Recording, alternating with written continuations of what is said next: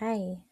So I wanted to talk a little bit today about different theories that we use in social work and how we sometimes unknowingly apply those theories to parenting.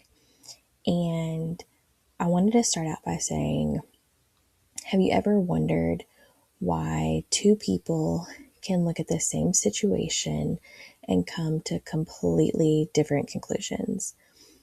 That's because we all view the world through different lenses. Social workers are trained to use theories to understand people, behavior, relationships, and change. So today, I was going to walk you through 6 of the major theories that we use in social work. But instead of making it feel like a college lecture, I wanted to explore them through a lens that many of us can understand, which is parenting and working with kids. So let's dive in. The first one I wanted to talk about was psychoanalytic theory. Psychoanalytic theory is based on the idea that our past experiences continue to influence us even when we aren't fully aware of it. And the goal of this theory is to increase our self awareness and understand how our earlier experiences shape current thoughts, feelings, and behaviors. And I know if any of you have been following along with some of my shorts, that may sound very familiar, especially when talking about student escalation and awareness and how their past can really determine how their reactions are in classroom settings. And this is how we can apply that theory when looking at certain students.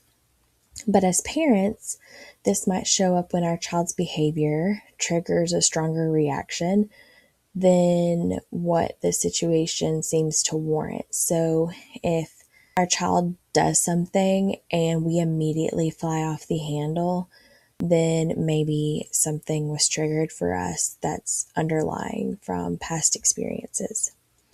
Or maybe your child talks back and suddenly you're feeling emotions that seem bigger than the moment itself needs to be. Sometimes our reactions are connected not only to what is happening right now in the moment, but also to experiences, messages, and wounds that we carry from our own childhoods, which is completely normal and it's completely okay.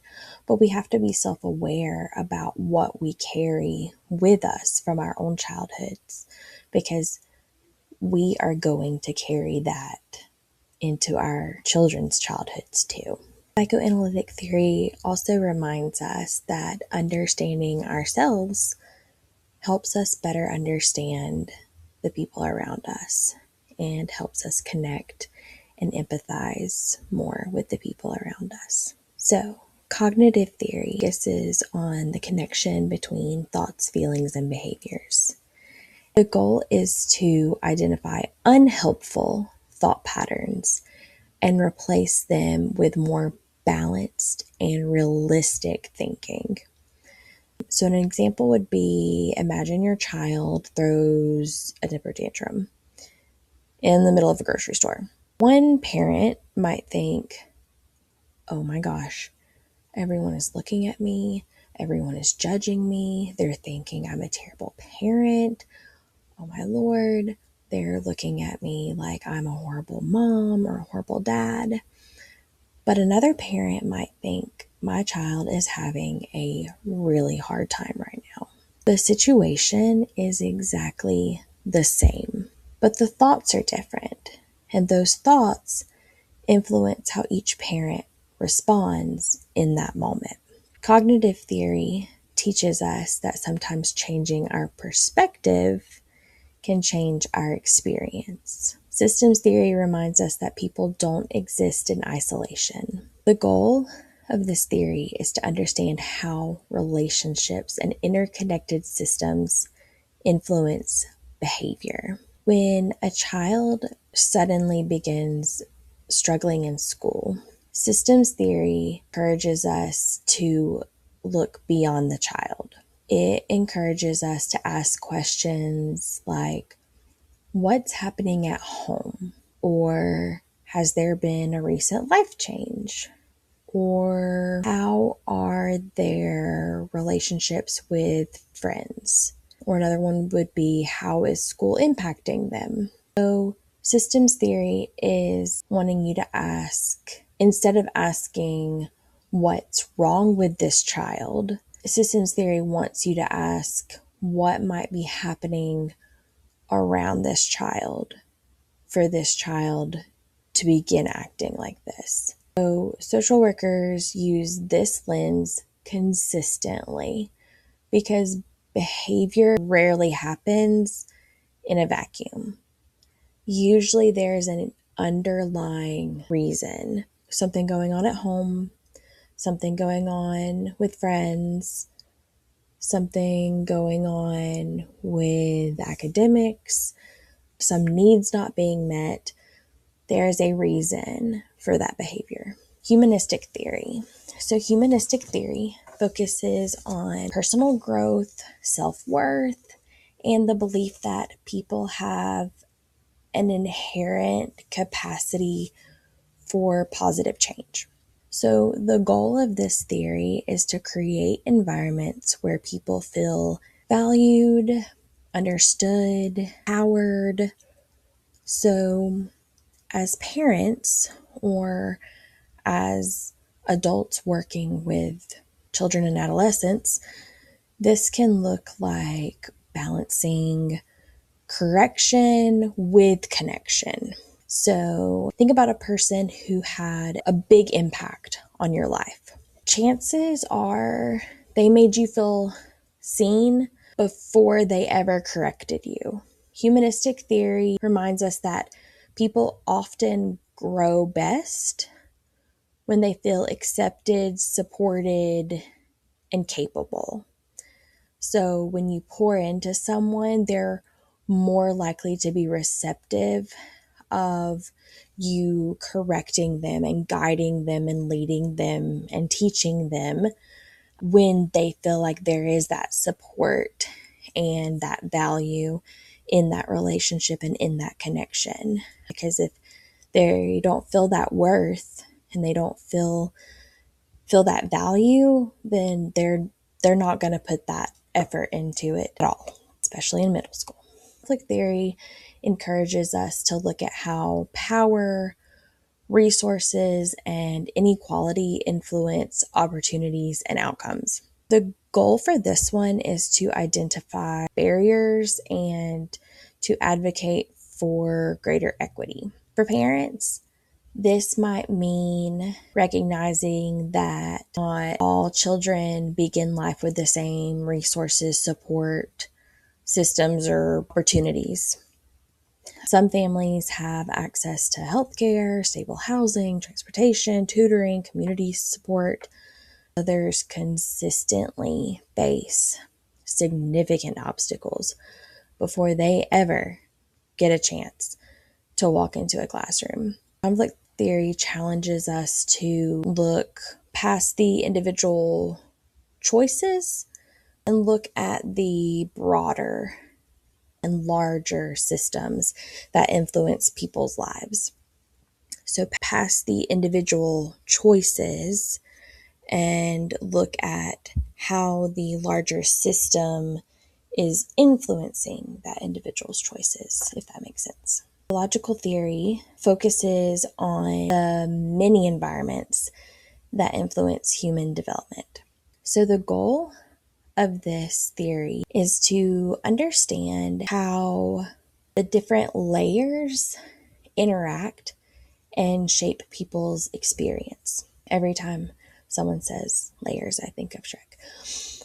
As parents, it's really easy to think that we are the primary influence on our kids. We are the one and only, and we are the most important influence. we are not the only influence. We may not even be the most important influence in some seasons of our children's lives. Our kids are shaped by school, friends, very much so shaped by friends, social media, their community organizations, their culture, neighborhoods that they live in, and larger societal factors too.